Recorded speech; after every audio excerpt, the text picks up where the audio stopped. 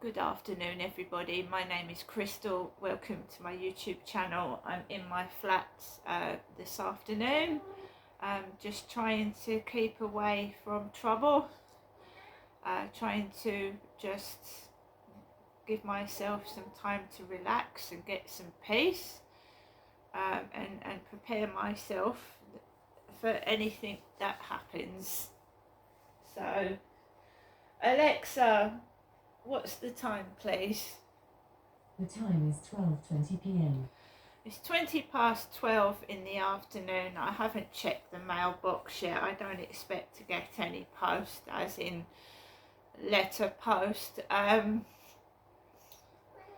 There's a couple of things that have been dispatched but are not going to arrive probably to the weekend and next week.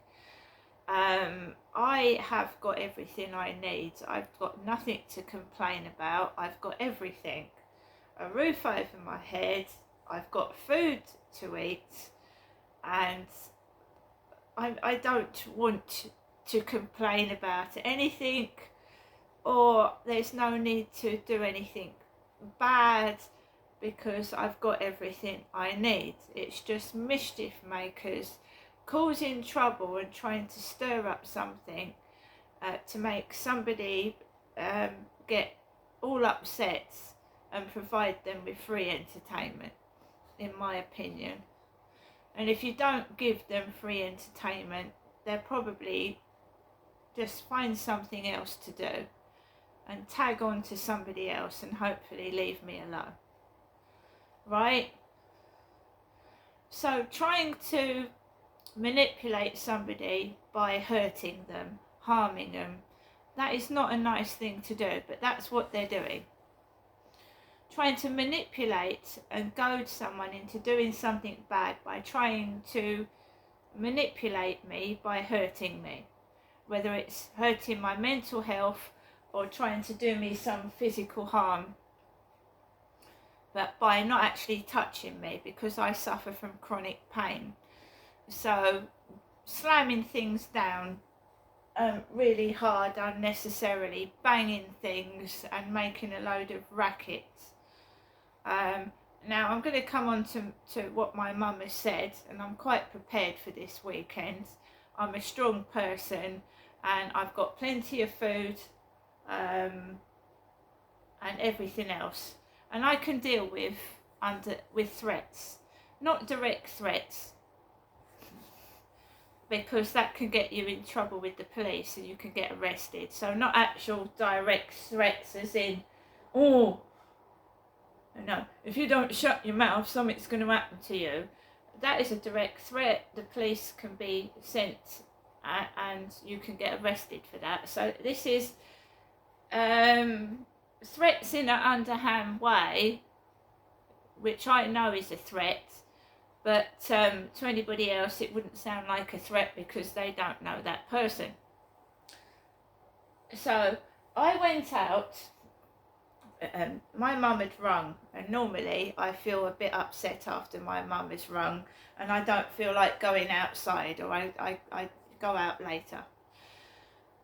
So I went outside, and yesterday I didn't film my journey around the field. I was listening to music, and when you don't film, some people will start to take advantage of that fact and do things that they shouldn't do. So I had my camera on. I'm not filming exactly where I am exactly. So I walked out of my flats. There was a plastic bin bag like my mother uses when I go round to her flat in her indoor bins.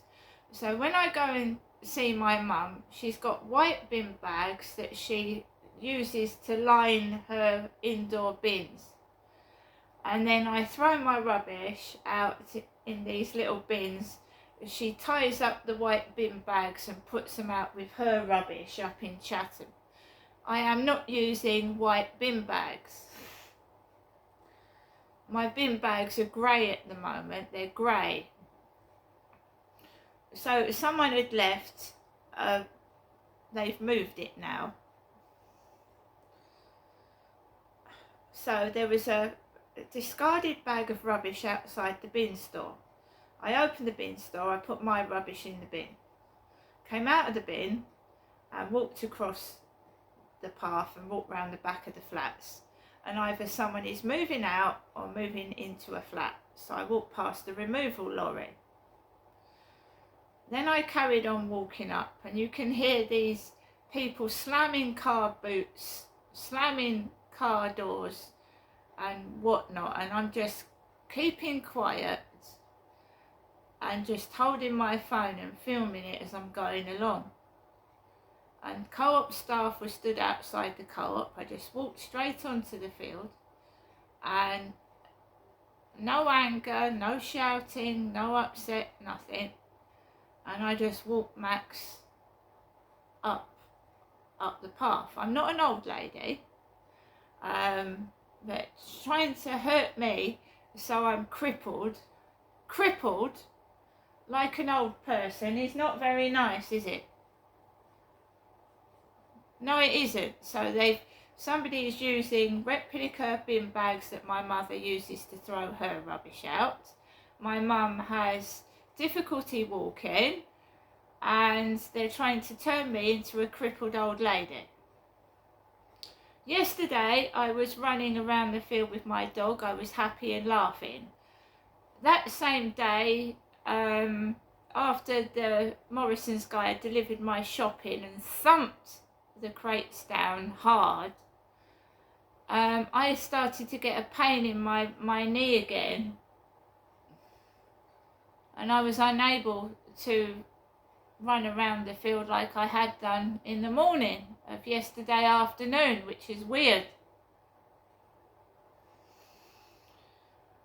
So I was just minding my own business. There was a guy coming towards me with a dog, so I walked down away from him, and then there was somebody else, so I tried to find a free space to walk my dog.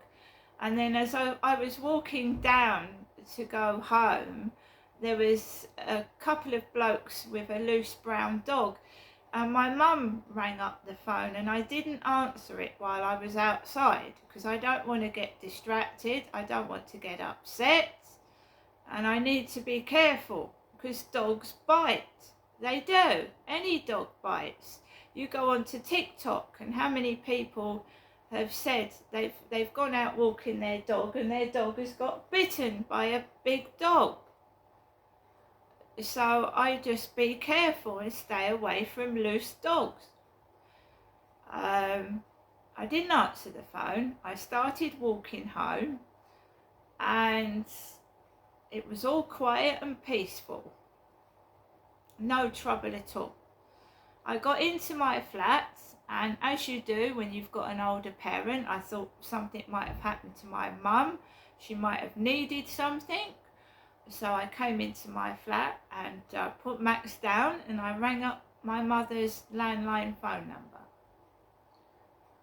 And she took ages to answer the phone, a really long time.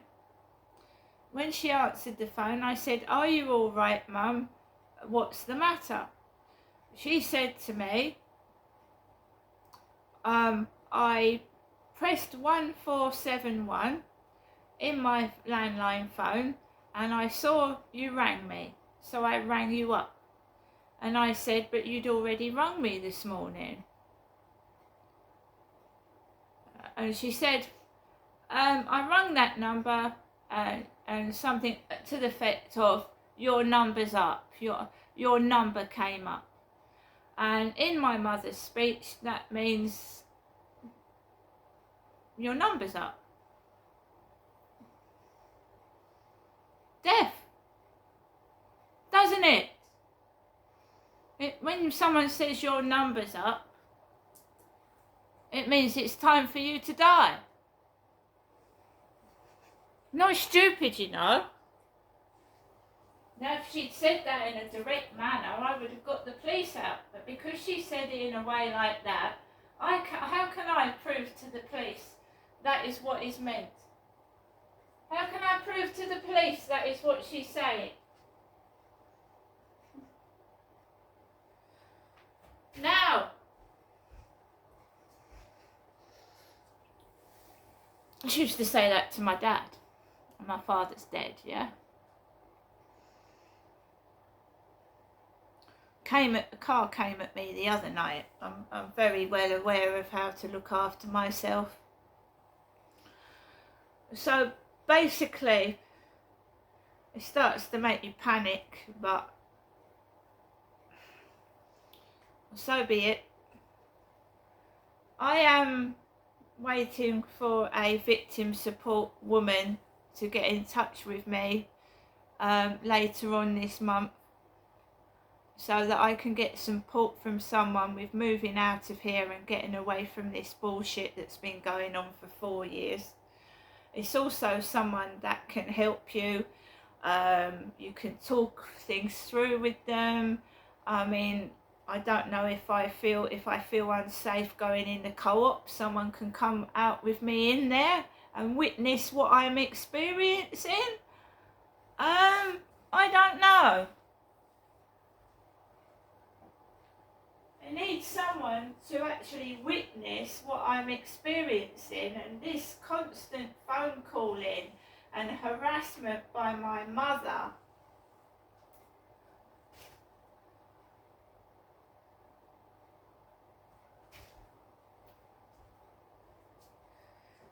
Do I not look like I look after myself? Do I not look like I can look after myself? This is my real hair. Real hair.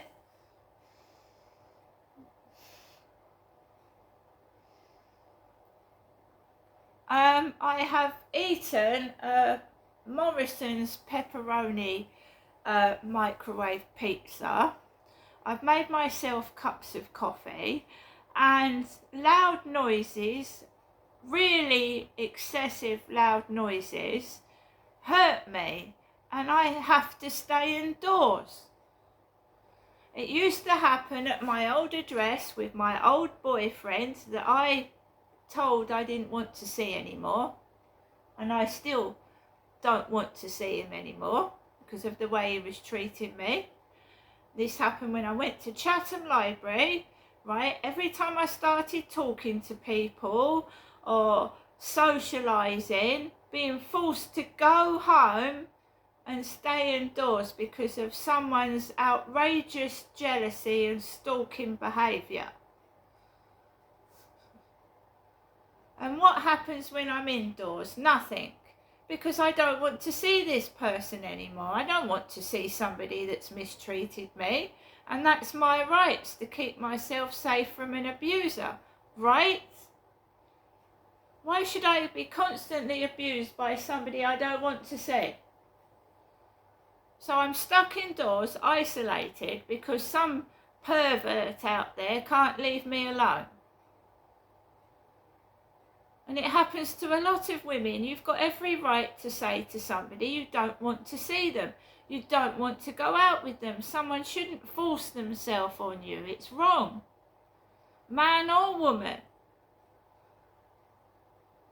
And my mother, yeah, my number's up, yeah. Well, everybody's number's up at some point. I mean, that's absolutely childish and ridiculous to try and frighten somebody from telling their story, which they've every right to do, and that's ridiculous. I mean, you just need to grow up and get a grip.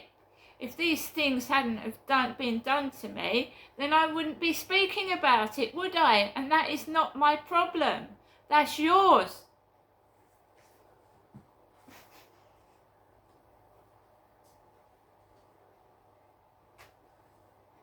So when whoever is trying to threaten me, be careful in the way that you do it, because you can get arrested for threatening somebody.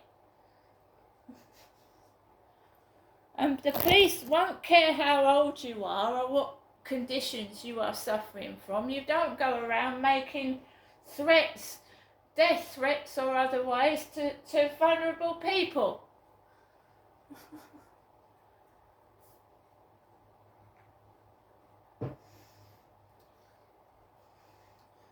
I've spoken to my doctor about my mother's manipulative behaviour and the way she tries to take control. I've already spoken about her behaviour to my doctor. I mean, if she's dangerous with a phone, it needs to be taken off of her, doesn't it?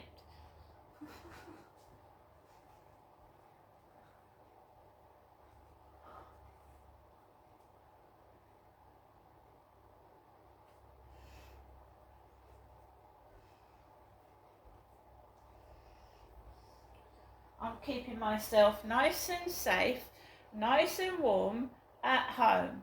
And a home should be a place where you can relax and rest and be safe. If it isn't, there's something wrong.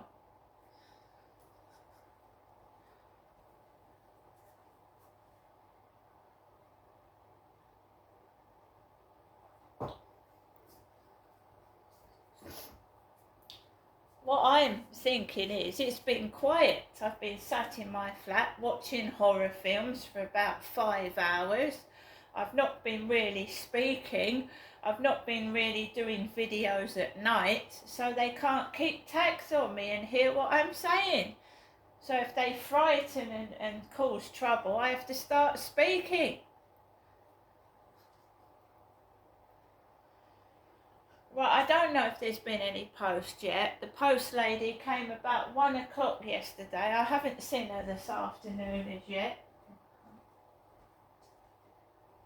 Remember, she came to my flat yesterday with a tiny package.